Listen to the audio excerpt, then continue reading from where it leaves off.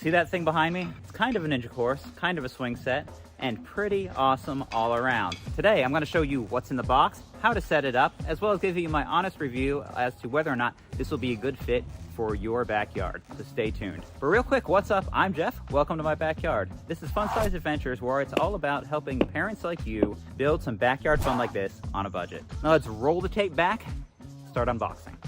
Big shout out to Hapfan for sending us this ninja course to make this video about.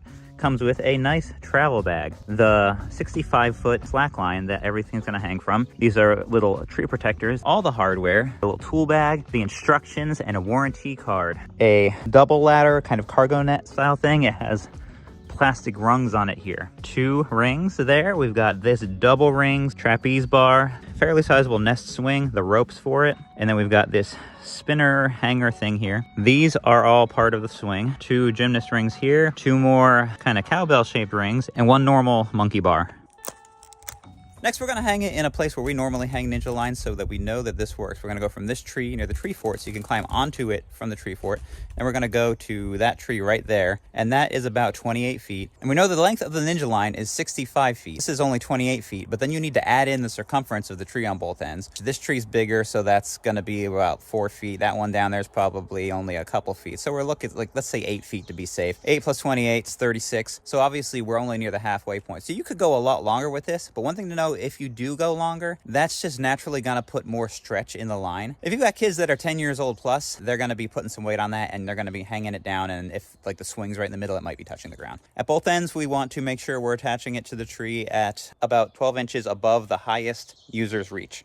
At this end, since I don't need the extra length and I would rather be able to hang stuff closer to this tree, I am going to wrap this around the tree trunk twice to use up a little bit of that extra length. And that's gonna move around till it's cinched down, but once it's cinched down, it won't move. So for the next step, we're gonna need these 2 pieces to put the hangers that the obstacles hang from. The instructions say to do it now before you tighten the line, so that's what we're gonna do. And then afterwards, we'll see if it's possible to move them around. In other ninja courses where you have fixed positions where you can put the obstacles, you would need to wrap the end around the tree several times because you wouldn't have any spots to hang an obstacle from until usually like 8 or 10 feet down the line. This one, we can put it as close as we want because we can hang these wherever we want to. So that is definitely a plus. It recommends to hang these every 16 inches down the line, so that's what we're gonna do to start with and see how that goes. Rather than try to juggle a tape measure, I'm just going by the old-timey biblical measurement of a cubit from your fingertips to your elbow. So after putting them every about 16 inches down the line, there's 13 of them, so that brings you to about 16 feet down the line. The last little bit doesn't have any more things, but we have these gymnast rings here, so that will work out because that last section can be for that. But keep in mind, if it was your intention to put this between 2 trees that are farther apart and try to use up the entirety of the line, you're probably going to need to purchase additional obstacles. We want to keep the line from getting flipped over at all and get all the way to the end. Now this is going to go through here, and then we're going to start pulling that tight. So let's pull this way. You can get more tension when you're pulling from farther away like this. All right, I've got them pulling it, and then I'm gonna pull this clicker out, and then I'm gonna start cranking this tight. I pull that and click that up like that. And I'll eventually loop this all up here to get it out of the way. But for now, until I'm sure that I don't need to do this over, I'm just gonna leave it over here. Downhill. So that's with my weight. Hold on.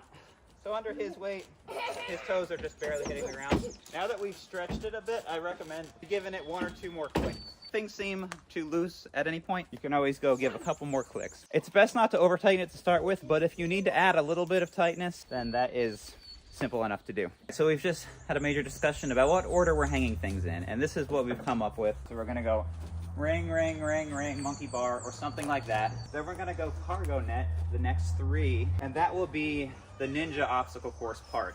And then the rest is going to be more of a swing set style section, which has our little saucer swing that it came with, as well as the spinner and the trapeze bars. And then the gymnast rings will just be down there at the end. Because when it comes to ninja courses, there's a couple different styles, let's say. There's your kind of like Ninja Warrior style, where the point is to climb up one side, go across to the other, and go down. Then there is this style, which is kind of a little bit of that, but also a swing set style. That's what we're gonna set it up as, two kind of distinct sections. They could both be used interdependently of each other, and everybody can have a good time. So let's get to hanging.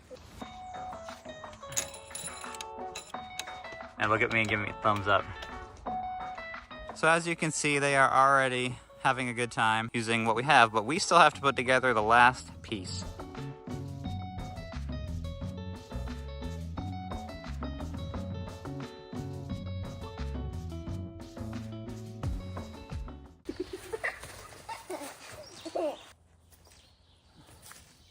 Don't kick me. All right, so the assembly all told took me about an hour and a half, but I was trying to film it. If I wasn't, it would have been about an hour. And there are certain things that if you take this back down and put it back up, you won't have to do again, like the swing assembly and some other little things. This will just get easier over time. Even to the point where when I take this down, I'm just gonna undo the ratchet there, and I'm gonna leave all the hooks on there, take the obstacles off, but all the hooks will already be there, and this should only take about half an hour to set up again in the future. Because as usual, if you live in a harsher climate like I do here in Maine, I would recommend taking this down in the winter time because it's not gonna get much use and it will last so much longer if you do. One thing I noticed that was different between this and other Ninja lines I've had is that other Ninja lines would have wooden dowels for the monkey bars as well as the bars that are on that cargo net there. This has plastic, which I kind of have mixed emotions about. It kind of feels like it might be more chintzy, but on the other hand, the wooden ones did get discolored and eventually wood will rot. They could honestly, in the long run, work out better. I don't know yet, only time will tell. Now this new system of how the things attach to the slack line, we followed the instructions that said to put them on before it got tight. Once it was tight, I was able to slide them around and do little micro adjustments without having to loosen the slack line, which is great. You can slide those around. If someone is hanging from the course, like if it's under more tension, then it's more difficult to do. But as long as no one's on it, you can slide those back and forth a little bit. And that kind of makes it easier to do those adjustments, which brings me to who do I think this is good for? Some of my bigger kids, like Ethan there, is getting close to being a teenager. This is not really for him. He can still have some fun on it, but who I think this set is ideal for is going to be younger kids who aren't that heavy yet, probably anywhere from 4 years up to 10 years old. They'll have a blast on this. It'll give them a little taste of a Ninja course section as well as some swing set action. If you have the trees to hang it from, this will be cheaper than a swing set and a separate Ninja course. It's a lot of things in one, and that's what's great about it. And as you can see here in this clip, we put this under a major stress test with all 4 of my kids and me hanging from it. No issues. Obviously, the more weight, the more it's going to sag. But everybody was still able to play around on it and have a good time, and that's what's important. So as I film this, the price of this on Amazon is about $140, plus I think there's like a $15 coupon, so it's around 120, 130 bucks. For that cost, I would highly recommend it. I think it's definitely worth it.